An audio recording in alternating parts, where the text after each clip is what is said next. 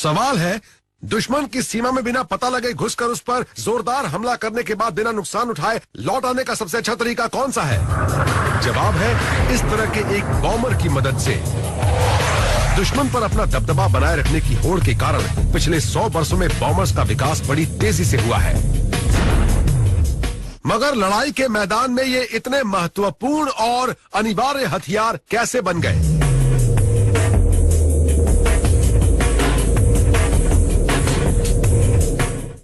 आपसी टकराव और युद्ध हमेशा से ही मानव के अस्तित्व का एक हिस्सा रहे हैं और जीत हमेशा उसी की हुई है जिसके पास ज्यादा उन्नत टेक्नोलॉजी होती है। सदियों से दुश्मन पर नई तलवार, तोप, टैंक या टॉर्पीडो से आकस्मिक हमले तो होते आए हैं, पर हमेशा ये हमले समुद्र में या सख्त और सूखी जमीन पर ही होते थे।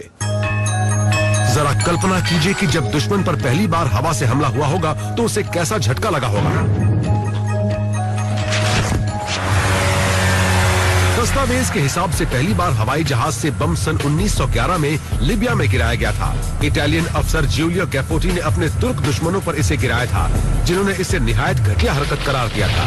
सोचने का वो भी एक नजरिया है। आज ये सोचना भी असंभव सा लगता है कि उस समय युद्ध का ये कितना अजीबोगरीब तरीका रहा होगा, क्योंकि कुछ साल पहले ही तो हवाई जहाज की खोज हुई थी। लकड़ी और कपड़े से बनी इन शानदार मशीनों को एडवर्ड के वंशज फ्लाइंग मशीन्स कहते थे। बेखबर दुश्मन पर बम ले जाकर अचानक से हवाई हमला करना आपको युद्ध में बड़ा फायदा पहुंचाता है। वो आपके हमले का जवाब नहीं दे पाता है। कितनी गलत बात है। शुरुआती बॉम्बर ज्यादा सोफिस्टिकेटेड नहीं थे। दरअसल वो बॉम्बर थे ही नहीं। यह है ब्रिस्टल F-2B, जिसमें V12 Rolls Royce falcon 3 engine लगा है। बुनियादी तौर पर लकड़ी और कपड़े से तैयार किया गया यह विमान सन 1917 का है। अपने जमाने के हिसाब से बेहद फुर्तीला था। मूल रूप से फाइटर था। टोल लेने और दूसरे विमानों को गिराने के लिए इसे बनाया गया था। तो ऐसी मशीन से बम कैसे गिराए जा सकते हैं? नीची उड़ान भरते हुए आपको खुद अपना टारगेट देखना होता था। नेविगेशन के लिए कोई मदद मौजूद नहीं थी। दूर तक ठीक से देख सके, इसलिए दिन का साफ होना बेहद जरूरी था। टारगेट दिख जाने के बाद आप ऐसे बम उठाकर उसे बगल से नीचे फेंक देते थे।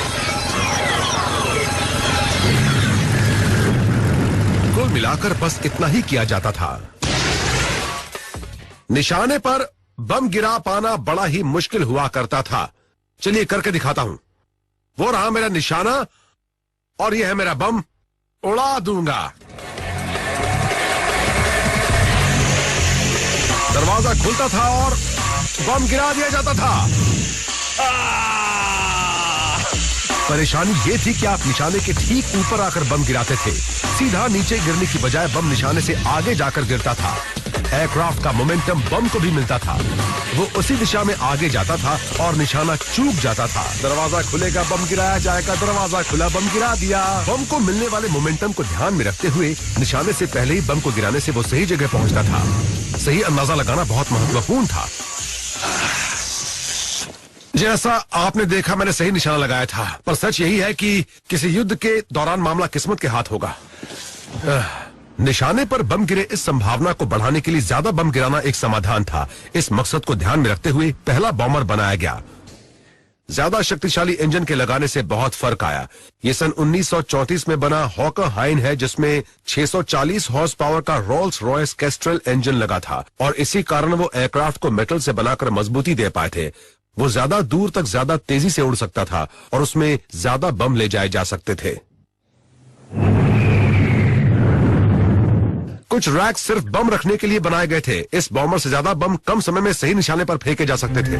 पर दूसरे विश्व युद्ध की शुरुआत से पहले तक बॉम्बर्स का दबदबा खत्म होने लगा था। नए हथियार और रेडार टेक्नोलॉजी के आ जाने से दुश्मन को आते हुए बॉम्बर का पता लग जाता था। बॉम्बर अपना काम कर पाए उसके पहले ही उसे मार गिराया जाता था। ऐसी बातें होने लगी थी कि हवाई बमबारी के अभियान बंद कर देने चाहिए। दुश्मन ने बड़ी गलत जगह पर वार किया है। वो ऐसा कैसे कर सकता है? पर सन 1942 में एक ऐसा नया विशाल बॉम्बर विकसित हुआ जिसने युद्ध में मित्र राष्ट्रों की तकदीर ही बदल डाली थी। इसमें हर सवाल का मुंहतोड़ जवाब था और बेहद ज्यादा विनाश की क्षमता भी थी। ये शानदार एयरक्राफ्ट एरो लैंकेस्टर है जिसने बहुत से पायलट्स को हीरो बनवा दिया।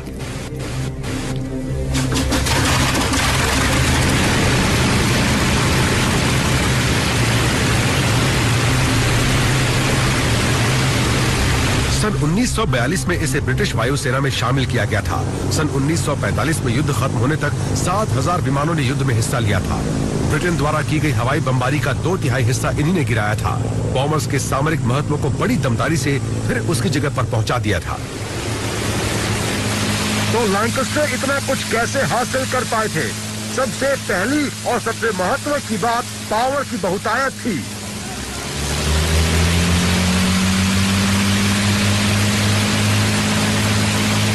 1,500 हॉर्स पावर वाले 4 शानदार रोल्स रॉयस मर्लिन इंजन थे। ये वही इंजन थे जिन्होंने स्पिटफायर को अद्भुत सफलता दिलाई थी। 12 सिलेंडर 48 वैल्व वाले मर्लिन इंजन की कैपेसिटी 27 लीटर थी। इन इंजनों के साथ 6 बड़े फ्यूल टैंक थे जो इस बॉम्बर को 3200 किलोमीटर की रेंज देते थे। ये बॉम्बर 6,000 मीटर की ऊंचाई पर 440 किलोमीटर प्रति घंटे की रफ्तार से उड़ पाते थे, इसलिए दुश्मन की गोलीबारी की पहुंच से ऊपर रहते थे। लैंकेस्टर को किसी फाइटर या किसी अन्य साधारण हवाई जहाज में थोड़ा बहुत फेरबदल करके बॉम्बर नहीं बनाया गया था। उसे उसकी बम रखने की जगह के इर्द गिर्द ही डिजाइन किया गया था। ये बम रखने की जगह ऐसी वैसी नहीं थी। 10 मीटर बाई 1.5 मीटर की इस जगह में 10 टन वजन के बम रखे जा सकते थे। इसमें अलग अलग तरह के कई बम एक साथ रखे जा सकते थे। ये 1800 किलो का बम जो पूरी सड़क तबाह कर सकता था। ये बड़ा टॉल बॉय बम 5400 किलो वजनी था। कारखानों जैसी मजबूत और बड़ी इमारतों को बर्बाद करने की क्षमता रखता था। और इस ग्रैंड स्लैम अर्थक्वेक बम का अपना वजन ही 10 टन था। ये अब तक बनाया गया सबसे भारी बम था। ये 9 मीटर मोटे कंक्रीट को भेद सकता था। रीइंफोर्स मिलिट्री इंस्टॉलेशन को तहस नहस करने की क्षमता रखता था। इस विशाल जखीरे को लेकर लैंकेस्टर बॉम्बर ने बमबारी की प्रभावशाली मुहिम शुरू कर दी थी। बमबारी परंपरागत सैनिक ठिकानों तक ही सीमित नहीं रह गई थी। शहर, कारखाने और आम नागरिक भी हमलों का शिकार बने थे। इन हमलों का जवाब देने के लिए जर्मनी ने अपने रेडारों में भारी सुधार किया। बॉम्बर स्क्वाड्रन का पता 160 किलोमीटर दूर से ही लग जाता था। लैंकेस्टर का एयर फ्रेम पूरी तरह धातु का बना था, बेहद मजबूत था और हर जगह पर गनर्स मौजूद थे, आगे, बीच में और पीछे। ये टर्रेट्स पावर स्विवलिंग थे। इसकी गन टारगेट को बड़ी कुशलता से ट्रैक कर लेती थी। फुर्तीले फाइटर प्लेन्स भी नहीं बच पाते थे। जान बचाने का सबसे अच्छा तरीका था कि आप रात के अंधेरे में उड़ान भरें। युद्ध के दौरान ज्यादातर लैंकेस्टर्स ने ऐसा ही किया था। अकेले बॉम्बर को लेकर दूर हमला बोलना तो आत्महत्या करने जैसा था। रात में उड़ान भरने से जान का खतरा कम हो जाता था, पर विमान का नेविगेशन और टारगेट पहचानना मुश्किल हो जाता था। 4,500 मीटर की ऊंचाई पर 440 किलोमीटर प्रति घंटे की रफ्तार से उड़ते हुए टारगेट को पहचानना और उस पर हमला करना कितना मुश्किल होता होगा। नाइट रेड्स पर जाने वालों को इसकी आदत हो गई थी। इसे वो ब्लाइंड बॉम्बिंग कहते थे। अगर आप नक्शे पर अपने टारगेट को जानते हैं और अगर आप अपने विमान की सही स्थिति की जानकारी रखते हैं तो आप निशाने पर पहुंच सकते हैं। कहना आसान था, करना बहुत ही मुश्किल। अपनी रफ्तार, दिशा और हवा से होने वाले असर की गणना करके ये पता लगाया जाता था कि विमान कहां है। इस तरीके को डेड रेकनिंग कहते हैं। इस काम को आसान बनाने के लिए लैंकेस्टर में कई इलेक्ट्रॉनिक उपकरण लगाए गए थे। इस प्रकार के सर्वश्रेष्ठ सिस्टम को नाम दिया गया था H2S। इसे बाद में बने लैंकेस्टर में यहां नीचे इस पॉड में लगाया गया था। ये रेडार पर आधारित था और नेविगेटर को विमान के नीचे और आगे आने वाले लैंडमार्क्स की जानकारी देता था ताकि जरूरी दिशा परिवर्तन किया जा सके। जब टारगेट का पता मिल जाता था तब एक कंप्यूटर की मदद से बॉम्ब एमर का काम शुरू होता था। वो बम गिराने का सही समय तय करता था। ये काम कुछ इस तरह किया जाता था। तो शुरू करते हैं। मैं करीब 40 किलोमीटर प्रति घंटे की रफ्तार से फिसलता हुआ नीचे जाऊंगा। टारगेट यहां से करीब 50 मीटर दूर है और इस बम का वजन करीब 2.25 किलो है। तो मेरा अंदाजा है कि करीब 10 मीटर पहले मुझे बम गिराना होगा। ठीक है, तो एक कोशिश करते हैं। चले।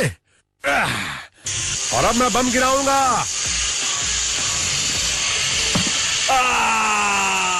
इतनी सारी टेक्नोलॉजी के बाद भी बम गिराना किस्मत का खेल था।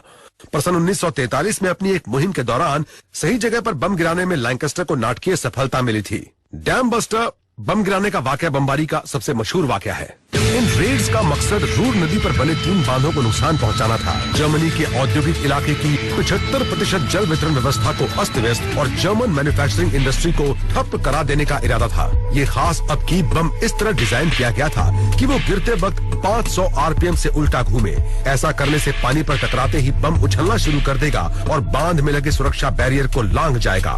जब वो बांध की दीवार से टकराकर डूबेगा तो ऐसी जगह जाकर फटेगा जहां सबसे ज्यादा नुकसान होने की संभावना है। सही उछाल हासिल करने के लिए बम को सही एंगल से गिराना जरूरी था और ये तभी संभव था जब बम को ठीक 18 मीटर की ऊंचाई से गिराया जाए। उस जमाने में विमान का इंस्ट्रूमेंटेशन जिस स्तर तक विकसित हो पाया था, ये बड़ा मुश्किल काम था। समस्या का हल निकालने के लिए विमान के निचले हिस्से में 2 लाइट बीम्स लगाए गए। उन्हें इस तरह सेट किया गया था कि जब प्लेन ठीक 18 मीटर ऊंचा उड़ रहा होगा तभी दोनों बीम्स मिल सकते थे।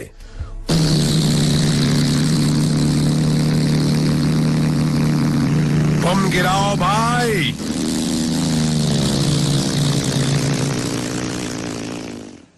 उस रात रेडार और एंटी एयरक्राफ्ट फायरिंग से बचने के लिए 617 स्क्वाड्रन के विमान RAF स्कैम्पटन से जर्मनी तक सिर्फ 60 मीटर की ऊंचाई पर ही उड़े थे। और जैसा लोग कहते हैं, बाकी सब तो इतिहास है। बहुत ज्यादा बम टारगेट पर ही फटे थे, फिर भी भारी कीमत चुकानी पड़ी थी। 19 में से 8 विमान वापस नहीं लौट पाए थे। पूरे युद्ध के दौरान कुल 3500 विमानों का नुकसान हुआ था। ऐसा माना जाता था कि मार गिराए जाने से पहले एक लैंकेस्टर 3 हफ्ते ही उड़ानें भर पाएगा। बहुत सी मशहूर लड़ाइयों में ये कामयाब रहा था, पर युद्ध को ये खत्म नहीं करा पाया था। वो काम इसने किया था।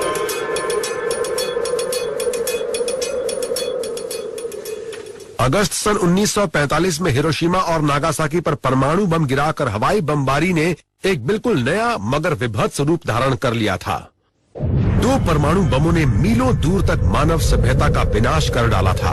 कुछ ही सेकंडों में लाखों लोग जान से हाथ धो बैठे थे। जापान ने तुरंत ही अमेरिका के सामने हथियार डाल दिए थे। दूसरा विश्व युद्ध लगभग तभी खत्म हो गया था। एक बॉम्बर के लिए यह सबसे कामयाब मगर सबसे शर्मनाक दिन था।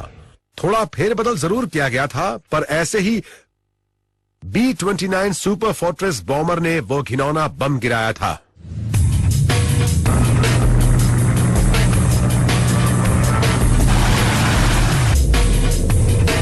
अमेरिकी वायुसेना में इसे सन 1944 में शामिल किया गया था। वो अब तक का सबसे बड़ा और सबसे शक्तिशाली बॉम्बर था और सबसे महत्वपूर्ण बात यह थी कि ये यूरोप से उड़ान भरकर सुदूर पूर्व के देशों पर हवाई हमला कर सकता था।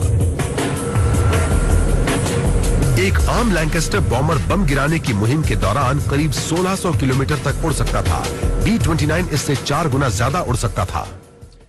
अपनी कुछ खास विशेषताओं के कारण ही B-29 की रेंज इतनी बड़ी हो सकी थी।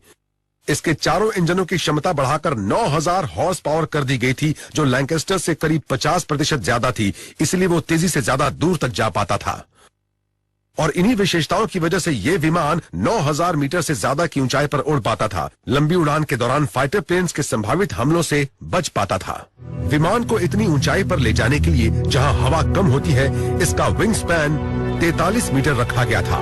इस ऊंचाई पर हवा की कमी के अलावा उसका तापमान जमाव बिंदु से 50 डिग्री नीचे होता है। इसलिए B-29 ऐसा पहला बॉम्बर था जिसके अंदर का दबाव बढ़ाकर उसे बाहर के वातावरण से सील कर दिया गया था। कैबिन का तापमान और दबाव आरामदायक बना रहता था। सबसे बढ़िया नजारा इसके कॉकपिट में बैठने वाले को मिलता था। ऐसा लगता था कि आप एक एरोडायनामिक ग्रीन हाउस में बैठे हैं। B-29 में कोई गन चलाने वाला नहीं होता था। इसकी बजाय इसमें 10 गन्स ऐसी लगी थी जिन्हें रिमोट से चलाया जाता था। कम लोगों की जान खतरे में पड़ती थी।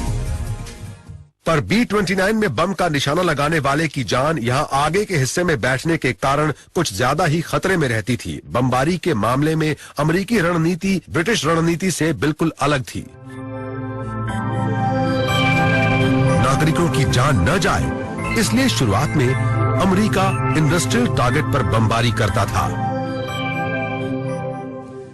सही टारगेट चुनने के लिए नई कंप्यूटर बॉम्ब साइट का आविष्कार हॉलैंड वासी कार्ल नॉर्डन ने किया था, जो करीब करीब लैंकस्टर की निशाना लगाने की प्रणाली से काफी कुछ मिलती जुलती थी। विमान की ऊंचाई, उड़ने की रफ्तार, दिशा, बम की अंतिम रफ्तार आदि बातों का ध्यान रखते हुए बम गिराने का समय तय किया जाता था।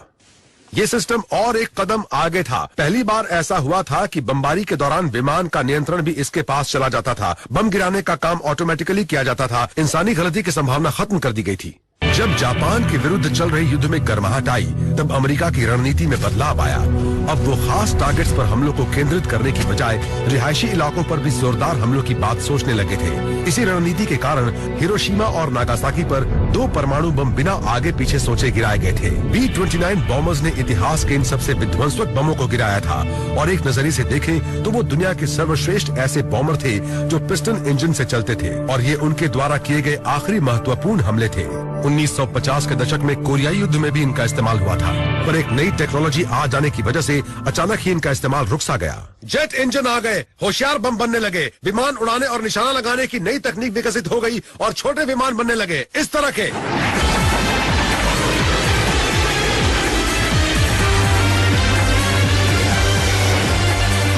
टॉर्नेडो GR4 एक शानदार विमान है जिसे चलाने वाले पायलट्स को बेहद स्किल्ड होना चाहिए। इनकी ट्रेनिंग में 4 साल लगते हैं और लाखों पाउंड खर्च होते हैं। जेट इंजन के आ जाने से बॉम्बर्स के डिजाइन में एक क्रांतिकारी बदलाव आया। अब उतने बड़े विमान, उतनी ऊंची उड़ान और उतने भारी भरकम बमों का बनाना जरूरी नहीं है। इस बॉम्बर का विंग स्पैन सिर्फ 14 मीटर है, इसलिए ये छोटा, तेज और बड़ा का फुर्तीला है। कई दशकों तक बड़े से बड़े बॉम्बर्स बनाए जाते थे, लेकिन एकाएक ये छोटे होना शुरू हो गए, पुराने बॉम्बर्स के आकार के हो गए। जान बचाना ही इसका मुख्य कारण है। ऊंचाई पर उड़ना सुरक्षित रहने का तरीका था। लंबी दूरी की मुहिम पर जाने वाले बॉम्बर को सोफिस्टिकेटेड रेडार, धरती से हवा में मार करने वाली मिसाइल और सुपरसोनिक फाइटर्स का सामना करना पड़ता है। टॉर्नेडो की रणनीति है रेडार की नजरों से नीचे तेज उड़ान भरो। अगर दुश्मन के इलाके में देख लिया जाए तो टॉर्नेडो के पास बचने के कई तरीके हैं। दुश्मन को पीछे छोड़ लौट आना सुरक्षा का बुनियादी तरीका है और इसके लिए बहुत ज्यादा पावर की जरूरत होती है। टॉर्नेडो में 2 turbo union RB-99 jet engine लगे हैं। ये इसे 2350 किलोमीटर प्रति घंटे की सुपरसोनिक स्पीड दिलाते हैं। इंजन का थ्रस्ट 4100 किलो तक होता है। आफ्टर बर्नर्स का उपयोग करके इसे 6350 किलो तक बढ़ाया जा सकता है। पर बच निकलने के लिए सिर्फ ताकत से ही काम नहीं चलता। छिपने, गोता लगाने की काबिलियत भी जरूरी है। इसलिए टॉर्नेडो के विंग्स बड़े ही खास तरीके से डिजाइन किए गए हैं। ये अपना आकार बदल सकते हैं। दूसरे शब्दों में कहें तो एडजस्टेबल होते हैं। उड़ान के दौरान अलग अलग रफ्तार पर ज्यादा से ज्यादा एजिलिटी देने के लिए विंग्स एडजस्ट होते हैं। इन्हें आगे लाने से धीमी रफ्तार पर विमान को आसानी से घुमाया जा सकता है। हाई स्पीड फ्लाइंग के लिए विंग्स को पीछे ले जाने से प्रोफाइल एरोडायनेमिक हो जाता है। खतरे से बच निकलने की क्षमता पर इस विमान को पूरा भरोसा है सिर्फ इस एक सुरक्षा गन पर। 27 मिलीमीटर बोर की माउजर 1 मिनट में 1700 राउंड फायर कर सकती है। एक विमान की तरह इसमें चाहे जितनी भी खूबियां हों, पर इन बमों के बिना वो किसी काम की नहीं है। इन बमों ने ही इसे एक कारगर बॉम्बर बनाया है। परंपरागत बमों को सिर्फ प्रक्षेपित किया जाता था, वो बैलिस्टिक होते थे। उनके लिए टारगेट ढूंढना किसी और की जिम्मेदारी थी। उनके पास अपनी कोई क्षमता नहीं थी और सही जगह गिराना बहुत जरूरी था। आज के जमाने के बम विमान के संपर्क में रहते हैं। सही टारगेट पर सही प्रकार से प्रहार के लिए ये जरूरी है। इन बमों को इन पर लगे GPS को विमान से निकलने वाली अदृश्य लेजर किरणों द्वारा निर्देशित किया जाता है। इसकी एक्यूरेसी ने इस बम को ज्यादा विध्वंसक बना दिया है। अब ज्यादा बड़े बम ले जाना, ज्यादा बड़ी संख्या में बम ले जाना बिल्कुल भी जरूरी नहीं है। टॉर्नेडो ये काम अब सिर्फ एक बम से कर पाता है। ऐसा दावा है कि पेव वेव्स जैसे बम किसी खास इमारत के किसी खास कमरे को निशाना बना सकते हैं। पुराने जमाने के बॉम्बर्स के साथ ये संभव नहीं था, पर ये विमान और इसके हथियार दिन हो या रात किसी भी मौसम में अपना काम कर सकते हैं। दूसरे विश्व युद्ध की नेविगेशन टेक्नोलॉजी अब और भी विकसित हो गई है। जीपीएस और टेरेन फॉलो करने वाले रेडार की मदद से कंप्यूटर बेहद एक्यूरेट निशाना लगाते हैं। बमबारी अब पुराना किस्मत का खेल नहीं रह गई है। टॉर्नेडो के पायलट को हर समय इस बात की जानकारी होनी चाहिए कि वो कहाँ है और उसे किस चीज को निशाना बनाना है। एयरक्राफ्ट के कंप्यूटर्स जो जानकारी इकट्ठी करते हैं वो पायलट के सामने इस हेड डिस्प्ले पर आ जाती है। तो इसे उड़ाने वाले को कैसा लगता होगा? मैं इसे सच में तो उड़ाकर नहीं देख पाऊंगा क्योंकि ट्रेनिंग के लिए मेरे पास 4 साल का समय नहीं है, पर मेरे लिए और इसे सीखने वाले पायलट्स के लिए जो सिमुलेटर बनाया गया है उसमें बैठकर हम अपनी गलतियां पहले ही कर सकते हैं। ये एक विशाल कंप्यूटर गेम जैसा है। विमान उड़ाने के सारे फंक्शंस और पूरा रोमांच आप महसूस कर सकते हैं। तो शुरू करते हैं। उड़ान से जुड़े सभी पैरामीटर्स, यहाँ तक कि दुनिया के किसी भी खास इलाके के किसी खास समय के मौसम के हालात भी इसमें प्रोग्राम किए जा सकते हैं। पुराने बॉमर्स की तुलना में सबसे बड़ा बदलाव इसे चलाने वालों की संख्या में आया है। यहाँ 2 लोग बैठ सकते हैं, एक पायलट और दूसरा वेपन्स ऑपरेटर। तो क्यों ना एक चक्कर लगाया जाए, चले? जब कॉकपिट बंद हुई तब मुझे इस बात का सही एहसास हुआ कि यहाँ कितनी कम जगह है। सिर और कंधे हिला पाने के लिए कुछ भी करने के लिए जगह नहीं है। मैं पूरी तरह से कंप्यूटरों से घिरा हुआ हूँ, थोड़ा सहम सा गया हूँ। अगर आप पर्सनल कंप्यूटर ठीक से समझते नहीं हैं तो आपको यहाँ नहीं होना चाहिए। दोनों आफ्टर बर्नर जला दिए गए हैं। हमें जल्दी से जल्दी टेक ऑफ स्पीड हासिल करके जमीन छोड़नी है। 0 से 350 किलोमीटर प्रति घंटे की रफ्तार सिर्फ 20 सेकंड में। मुझे 900 किलो का पेव वे 3 बम गिराना है जो हमारे राइट विंग के नीचे लटका है। एक टापू पर हथियारों का जखीरा उड़ाना है। हम आवाज की रफ्तार से थोड़ी कम रफ्तार पर नीचे उड़ान भरेंगे। लगता है हमला शुरू हो गया है।